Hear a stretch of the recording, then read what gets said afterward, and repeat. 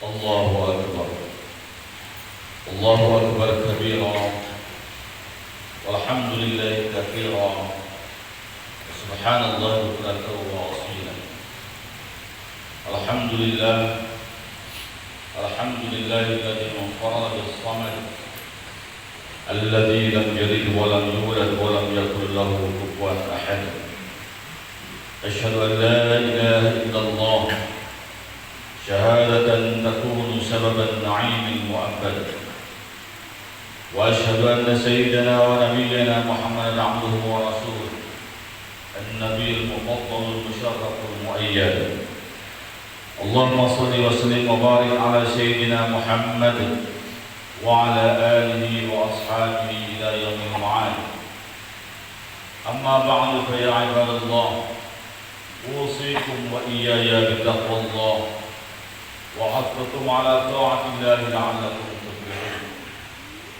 قال الله تعالى في كتابه الكريم: يا أيها الذين آمنوا اتقوا الله وقولوا قولا سديدا يصلح لكم أعمالكم ويغفر لكم ذنوبكم ومن يطع الله ورسوله فقد فاز فوزا عظيما. Kaum muslimin jamaah Idul Adha rahimakumullah. Pada hari ini langit penuh dengan gema takbir. Seluruh dunia orang memandangkan kalimat Allahu Akbar. Seluruh umat Islam memandangkan takbir, tahmid, tasbih dan tahlil. Dan puncak dari semua itu ada di tanah suci Makkah.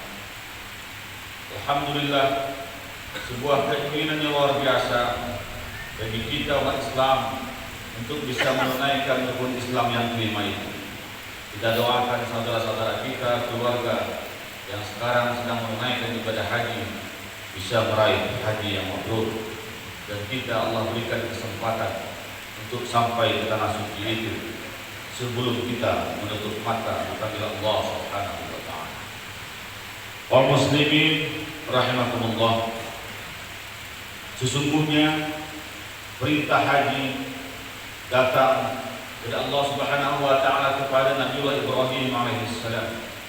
Allah berfirman: "Wa'adzin fil nas bil hajji ya'tuka rijalan wa 'ala kulli dhamirin ya'tina min kulli fajjin 'amiq liyashhadu manafi'a lahum wa yadhkuru ismallahi fi ayyamin ma'lumat."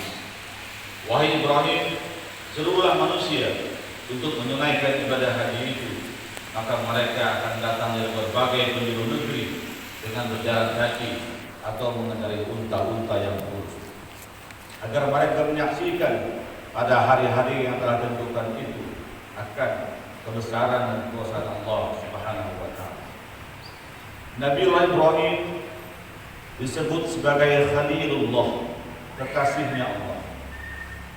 Nabiullah Ibrahim disebut sebagai Abul Anbiya atau bapaknya para nabi, karena dari sulbinya Ibrahim turun Ismail.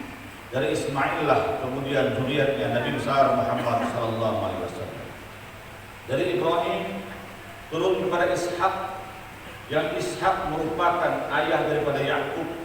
Dari Yakub memiliki 12 anak, di antaranya adalah Yusuf. Dari Yusuf terus turun menjadi para nabi yang ada, disebut dengan Bani Israel. Nabi Harun, Nabi Musa, Nabi Daud, Nabi Sulaiman, Nabi Zakaria, Nabi Isa dan lain-lain adalah keturunan daripada Nabiullah Yaqub bin Ishaq bin Ibrahim alaihi salam. Kaum muslimin rahimakumullah, Nabi Ibrahim terkenal dengan ajaran yang hanifah, yang cenderung kepada kebenaran. Nabi Ibrahim disebut sebagai bapak tauhid atau bapak monoteisme agama. Waktu itu orang menyembah berhala-berhala, tetapi Ibrahim kecil, dia memberontak hatinya. Dia tidak rela untuk menyembah patung-patung yang justru dibuat oleh ayahnya. Maka pada malam hari dia melihat bintang-bintang yang banyak dan sangat indah. Dia mengatakan, inilah Tuhan. Manakala muncul bulan yang lebih indah dan lebih besar, maka mengatakan, oh ini lebih indah, inilah Tuhan. Manakala esok dia melihat ada matahari yang lebih bersinar dan lebih besar, dia pun mengatakan, oh mungkin ini Tuhan. Tetapi manakala matahari terbenam, dia mengatakan, inni la uhibbul afilin, sesungguhnya aku tidak menyukai sesuatu yang sirna. Inni wajjahtu wajhiya lilladzi fataras samawati wal ard, aku hadapkan mukaku pada zat Allah Subhanahu wa taala yang menciptakan langit dan bumi ini. Wa ma ana minal musyrikin, dan tidaklah aku termasuk orang-orang yang musyrik. Kaum muslimin rahimakumullah, itulah ajaran tauhid Nabi Ibrahim alaihissalam. Dari Nabi Ibrahimlah perintah haji itu kemudian dilaksanakan. Ibrahim alaihissalam sebelumnya menikah dengan Sarah, namun lama tidak punya anak. Atas saran Sarah, menikahlah dengan pembantu kita yang bernama Hajar. Kemudian dia berdoa, ya Allah kabulkan doaku. Ismail dalam bahasa Ibrani artinya bermakna kabulkanlah, dengarkanlah doaku ya Allah. Maka ternyata kemudian Hajar memiliki anak yang dia beri nama Ismail. Berselang waktu ternyata Sarah yang sebelumnya dinyatakan mandul juga hamil dan memiliki anak. Maka dia pun tertawa atau tersenyum. Maka dia beri nama Ishak yang dalam bahasa Ibrani disebut artinya tersenyum. Dari Ismail lah kemudian lahir para nabi, dan Nabi besar Muhammad SAW adalah zuriatnya Ismail. Ismail kecil dibawa oleh Nabi Ibrahim di sebuah lembah atas perintah Allah, berangkatlah engkau biwadin ghairi zar'in 'inda baitikal muharram.